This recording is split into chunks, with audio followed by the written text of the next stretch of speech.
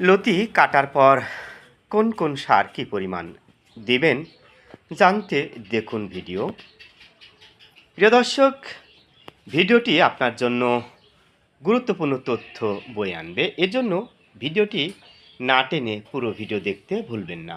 আপনারা দেখতে পাচ্ছেন লতিরাজ বাড়ি একের লতি।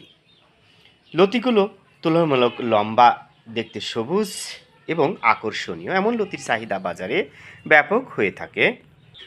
উদ্ভিদের স্বাভাবিক বৃদ্ধির জন্য বিভিন্ন প্রকার সার ও ওষুধের প্রয়োজন হয়। লতি কাটার পর অবশ্যই আপনারা শতক প্রতি 500 গ্রাম ইউরিয়া, 500 গ্রাম টিএসপি, 200 গ্রাম মোরগ মার্কা মাধ্যমিক সার এবং প্রয়োজনে আপনারা 100 গ্রাম সালফার বা ম্যাগনেসিয়াম ব্যবহার করতে পারেন। এতে আপনারা যে ছোট ছোট লতি রেখেছেন, সপ্তাহে আসতে না আসতেই আবার 1 হাত, 1.5 হাত, এমনকি 2 হাত পর্যন্ত লম্বা হবে।